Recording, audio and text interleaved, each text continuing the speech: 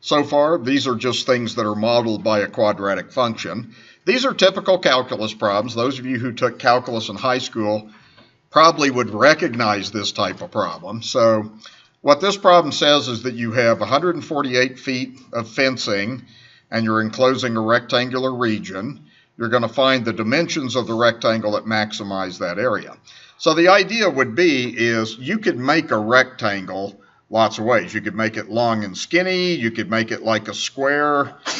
You could make it like that. There's only one way to take that 148 feet and make it maximize the area. Okay, and that's what we're going to find out, and we're going to have to use our technology to do that then. So the first thing I want you to do on this is, let's just draw a picture. So just draw a rectangle. And we'll label the sides. We'll use just X and Y on this. So I'm going to call that X. I'm going to call that Y. And of course, the opposite sides go like this. Okay, how do you find a perimeter of any figure? You just add up the sides. So what's the perimeter of that algebraically? What would that be? X plus X, Y plus Y. So what is it? 2x plus 2y equals whatever I gave you, right? Okay, so your first equation you would get is 2x plus 2y is equal to 148. Okay, now that's a piece of the problem that we have to know something about. But then what it says is it says you're going to be maximizing the area. So whatever you're maximizing is what you're going to graph. We're not going to graph that on the calculator. So the second thing is, how do you find the area of this rectangle? You go base times height, so what is that? That's xy. So what you would get is you would get the area is equal to x times y. Okay, now that's what we have to put in the calculator since we're maximizing that, but we got to get this down to one variable. So the key thing on step 3 is to get this down to one variable. So how do you get that down to one variable? I have x and y, so what do you think? I got two equations, that's helpful, so what do you think? Any thoughts? A quiet, cold class today. No thoughts? What do you think? Rearrange the first equation so you have only one. Right, okay, yeah, take the first equation, and it doesn't matter which variable you solve it for, that's up to you. Okay, so what we're going to do is kind of in the third step here, let's just take this equation and let's solve it for y. You could do x also if you wanted to. And so what we'll do on this is just move the 2x to the other side. So you're going to get 2y equals 148 minus 2x. It doesn't matter what order you put that in. And then we'll divide by 2. And you're dividing all parts by 2, so you would get this. So that would end up giving us an expression that we can plug into the area equation. So that is 74 minus x. Okay? Now, what we're going to do with this is, see, this is y, so that is going to plug in there. So what you want to do to get your function is just replace y with 74 minus x, okay? So what we'll end up getting is you'll get a function in terms of x, so it's good to write this as a of x equals x times 74 minus x like that, okay? And if you want to multiply that out, you can. You would get 74x minus x squared. Okay, so the rest of this problem we're just going to do on the calculator. That's the idea. Okay? Does that make sense what I did? With everybody okay? Okay. All right, now so you got to do this in the calculator. If you were a calculus student, you'd do the derivative, you'd find critical points, and that's what you'll learn in Calc 1 is how to solve this problem with calculus methods. So what we're going to do in this class, we're going to do this on the calculator. So if you brought your calculator, just do this along with me if you want to. Okay, so what we'll do is we'll graph this function, which is the area function. So we'll just put in 74x and minus x to the second. And then that's what we're going to end up graphing. I put it in y2, but it doesn't matter. Okay, for a window, let's see. We had that window in the last problem, which isn't going to work. So I need to probably adjust that window. So one thing that you want to do on this is think about this before you start playing with your window. So let me kind of show you something. If you did 148 and divided that by 2, you would get 74. So if you think about this, if you made a rectangle 74 by 74, then the leftover sides would be 0, right? and that wouldn't be a rectangle. So that right there tells me that my x value can't be bigger than 74. Does that make sense to you? Okay, because from there, it's not going to make any sense anymore. So for that reason, what I'll do on the window is I'm going to take my x, let's just take it to like 75, and then maybe scale that by 5 or something. Okay, whatever you want it, or by, let's do 25. Let's scale by 25. Okay, now as far as your y values go, what I usually tell students to do on the y values is look at your table. So if you just go second graph, look at your table of values, you'll get a sense for how your y values are increasing. So if you kind of scroll down here, I'm getting into the hundreds, so I'm probably going to make it up into the thousands. So I'm just going to try something like, for y, maybe 0 to 2,000. That may not be big enough. And maybe I'll scale that by 500. So I just kind of trial and error with the y until I get a good viewing picture. Okay, so that's a pretty good guess. All right. So let me slide the window over here, and then if you want to use this window, you can. And then I'll just have you sketch a graph on this. I'm just going to kind of use what I'm getting on here, and then the rest of this problem we'll do with the calculator. Okay. So basically what we have here is you end up getting, this is x, that goes out to 75, so you can just draw a rough sketch of this. And then the y went all the way up to, it looks like 2,000, like this. So that's 2,000, that's 1,000, that's good enough. Just get, you know, a rough estimate of how that graph looks like. So what we're going to do is we're going to find the, we're going to graph the area function. We'll kind of talk about what that implied domain here is in just a minute. So that's my graph. And the implied domain on this would be, we would say 0, or let's write it in set builder notation. We'd say set of x, and we would say that x is between 0 and 74. Okay, and what we did on that is, what I was trying to show you a little bit earlier on that problem is, if you took 148 and divided it by 2, that means you would end up with a rectangle of 74 by 74 by 0. Okay, so it wouldn't make any sense, but that is the biggest value of x that would make any sense in the context of this problem. Okay, all right, so then the last thing is we just do our calculator and we find this, just want to find that max. Okay, so we've learned how to do that. Okay, so just do this. We go second trace, and everybody should have plenty of experience doing that by now. Then you do the maximum. Okay, then this is where you do a left and right bound. Okay, so I'm going to just get a left bound, press enter, it gives you a boundary. Use your right cursor key to get a right bound, and that'll give this. When it says guess, press enter, and you can see if you're getting what I'm getting then. Okay, so 37 is what I'm getting. Does that look good? Okay, all right. So let's just write down kind of on our graph that this maximum is, it's about 37, and it's 1369. Okay, so what does that 37 represent in the context of this problem? What is that? We got x. What is x in this problem?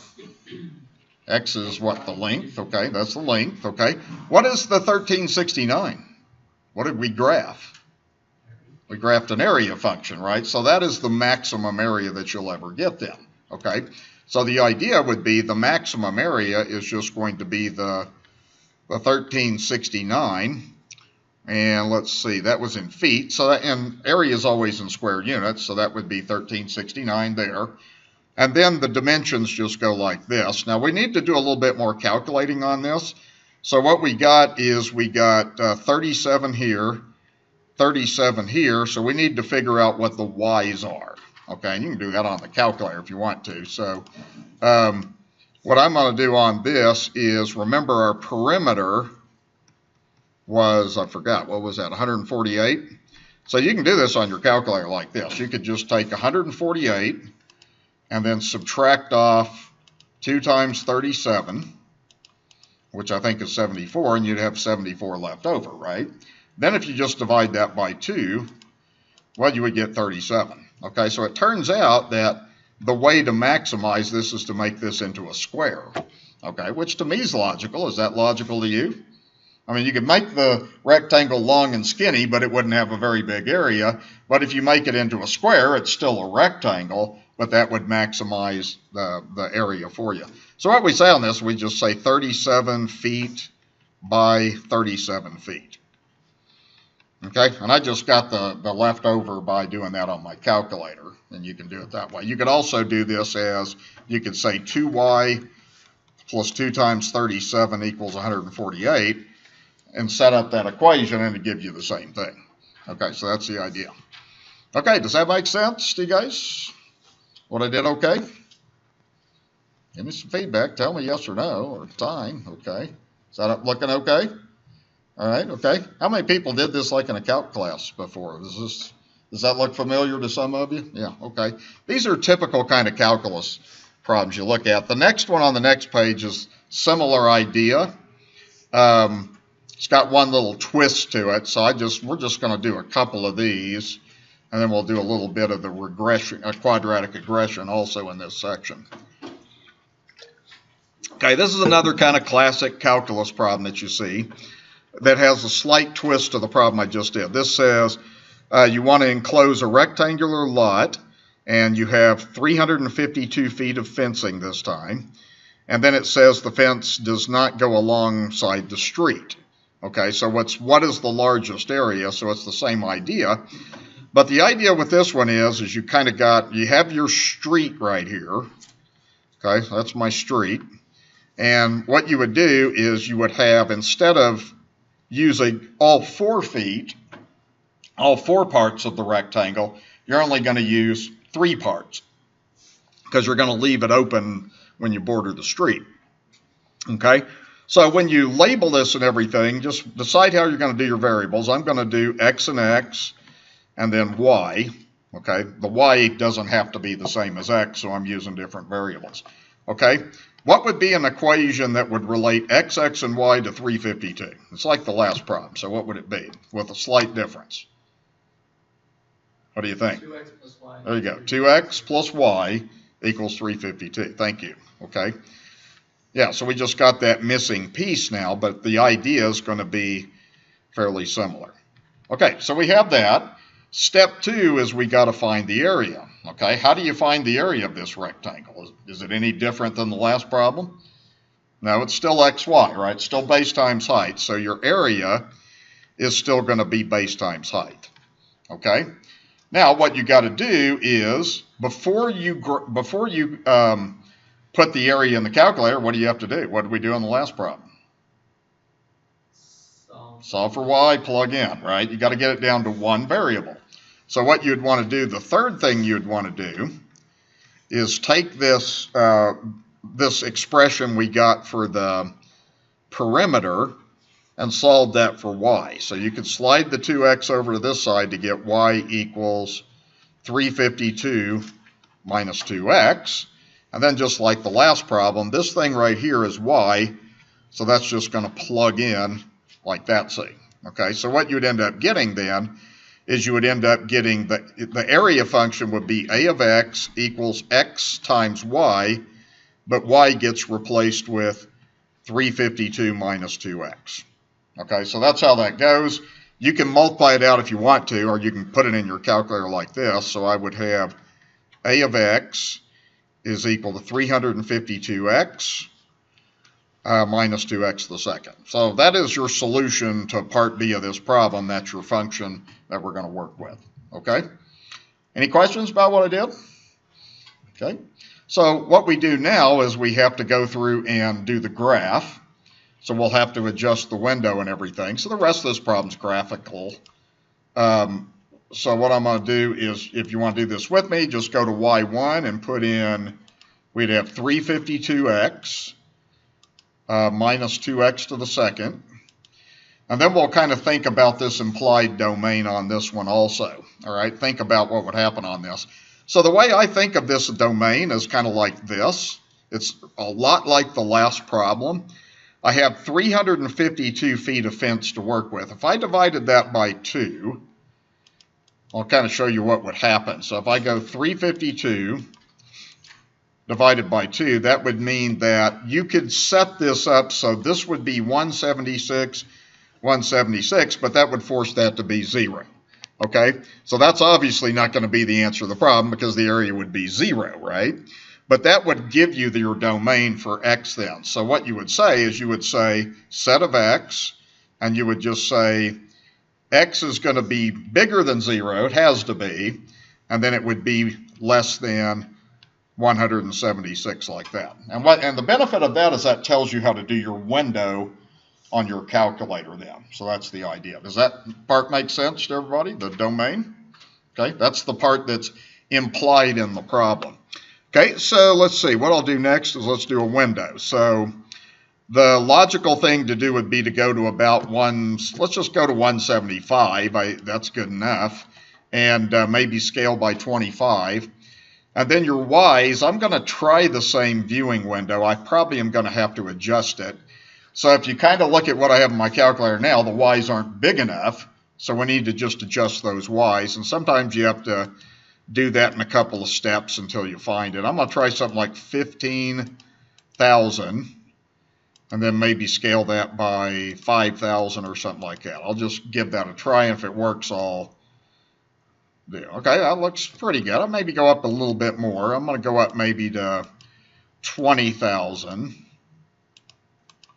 Then I'll do this, and you can use this viewing window if you want to use that. And then you should have a good picture of your graph. Okay? All right. Does that make sense why I went to 175? That was a part of the domain. Okay? So and it doesn't matter if we didn't go to 176. So what we'll do next is we'll sketch a graph. I'll just have you kind of sketch what's coming out on the calculator here, just so that you kind of have a record of what we did. So we said this is 0, that's 175. And then this was going all the way up to 20,000, so that's good enough. Okay?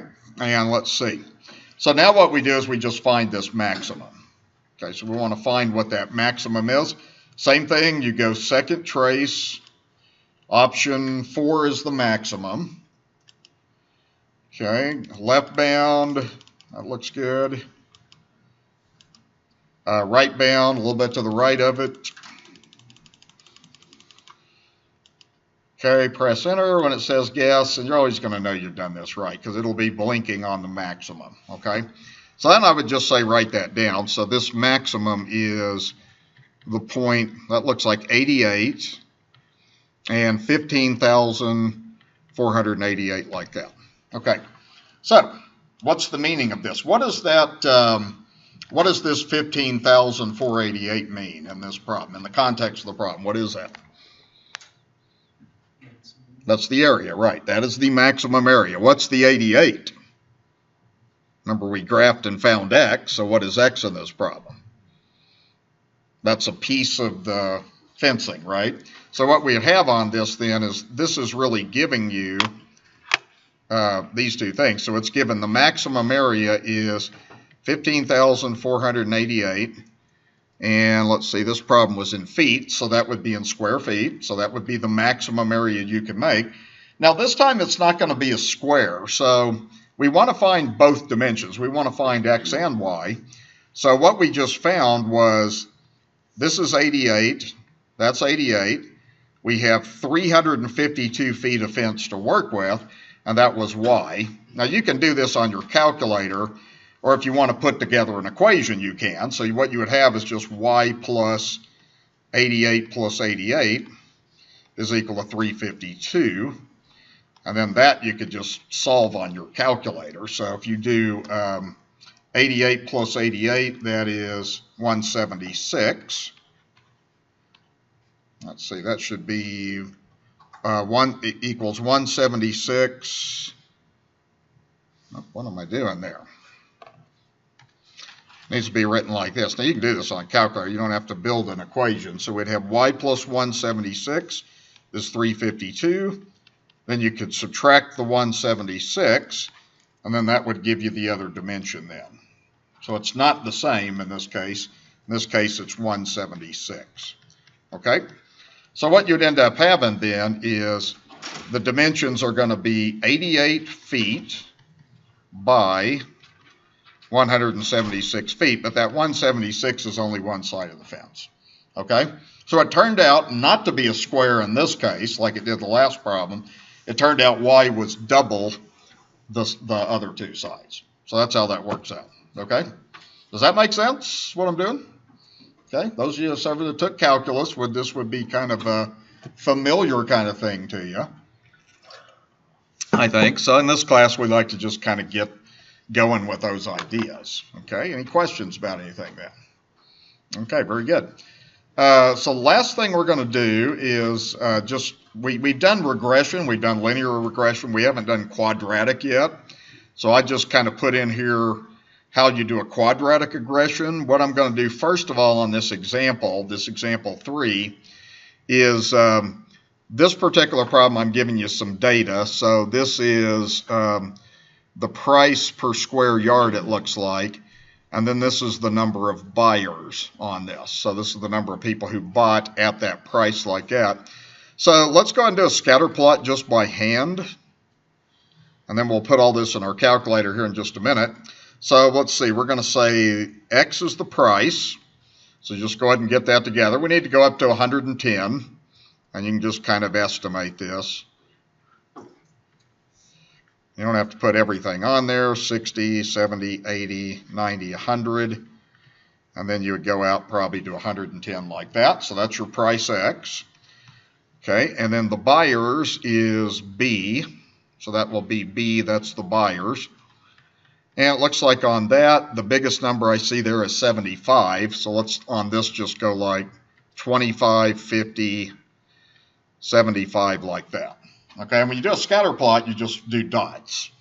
Okay, and what we're doing is we're going to see if this looks like a line or if it looks like something different. So go ahead and just plot your points. So you would go over 20 up 30 approximately, because that's 50 there.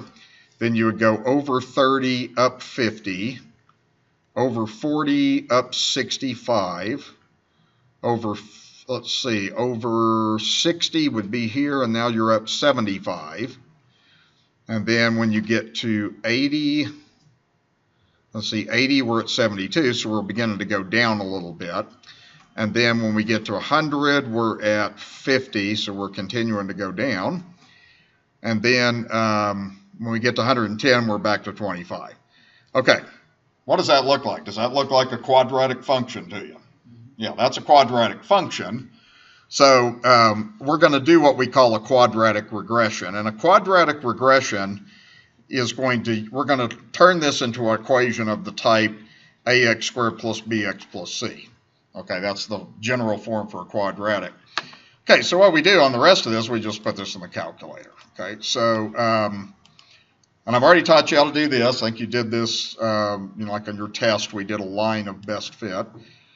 So go to Stat, Edit, clear your list. If you have anything in your list, either type over it or clear it. The way I always clear a list is just highlight the list, press clear, and press enter. Okay, so I'm going to go ahead and just clear my two lists. Just clear enter is what you do, and then you can type over these. Okay, so we'll do the data in the first, just do the 20, 30, and so forth. Let me know if I put anything wrong in here, because I have to click every little button on my mouse on this. So I'm 100, and then I go 110. And then that'll work that out for you. And then we just put in the L2 data, which is the number of buyers. So that would be 30, 50, 65, 75, 72, 50, and 25. Okay, so I think I got everything in correctly. And then what you want to do is just follow you can follow the directions that I typed on your paper here to get your regression equation. It's just like the linear, except you go to option 5, I think is what it is. So once you get your data in, you would press Stat, you would go to Calc, and then you would go down to option 5, which is Quadratic Regression. And then most of you are going to see this. Make sure L1 and L2 are your lists, and then go down to Calculate, And then when you press enter, it should figure that out for you. Okay. All right, so that would be what you get. And then what we're going to do is just write the answer. Okay, so notice that A is negative because the parabola is opening downward, so we would expect that. So the answer we would get is y equals, let's just use like 3 decimals, so that would be negative 0.024 x squared, and then it would be plus 3.115x, and then the c is minus, so that would be minus 22.126. Okay, so if you round that off, and that's the idea. Okay, all right, and then that thing right there, I've shown you how to do a scatter plot on your calculator.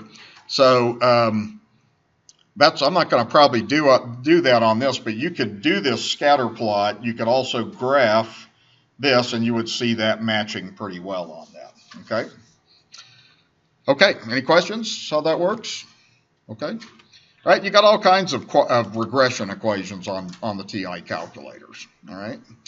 Okay. Let's do one more here, and this one is just a revenue problem. So we've done some physics and stuff like this. This is more like economics. So this one is giving you a revenue in dollars for a particular price P. P is the price in dollars. So we're going to set the price P to maximize the revenue. So what we're going to do basically on this one is just one kind of straightforward example of doing a maximum on a calculator. And we've done that already a couple of times today for different situations. So this one, all you got to do is just put this in your calculator. So we have -5, and you would put in x the second, and then plus 1300 times x. And then we'd have to kind of figure out a viewing window on that. Yeah, go ahead. What's that? I'm sorry? Isn't it 1200? Did I put something wrong in my calculator? Oh, I sure did. 1200. Okay, thank you.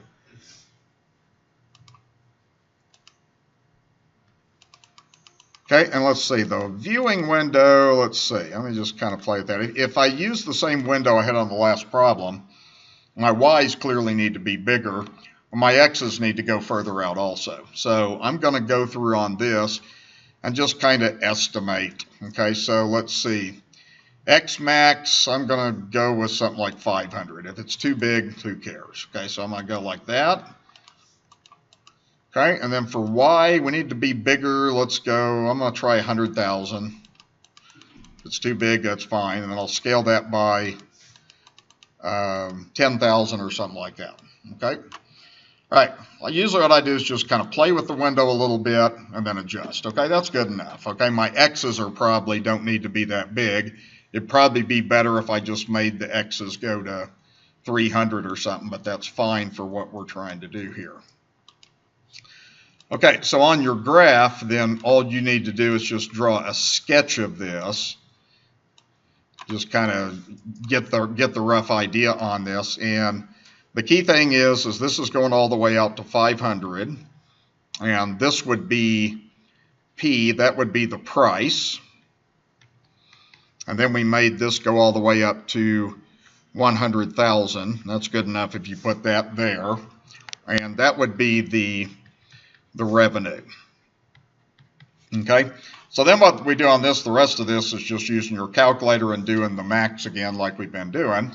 So what I'll do is I'll go second trace, option 4 is the maximum, then I just get the bound. So I want to get a left bound and a right bound, and then the x value will be the price and the y value will be the maximum revenue. Okay, so that's my left bound, and here's my right bound. And I'll just have you maybe on your notes just write down that max is, it looks like 120, 72,000. Okay, so the 72,000 is the maximum revenue. And then the maximum price, the price that maximizes the revenue, is $120. So that's the idea. Okay. Okay, so this section right here you're doing is mostly technology. With a few pre-calculus types of problems, like with the fence and stuff like that. You won't have a lot in your homework, just I think maybe 6, 7 problems, Some of it's real simple to do with your calculator. Okay. Any questions about anything? Okay. Okay. Well, let's go ahead and do our break here. Let's break till about 8:55. I need to kind of get this next section set up. Then the next section is absolute.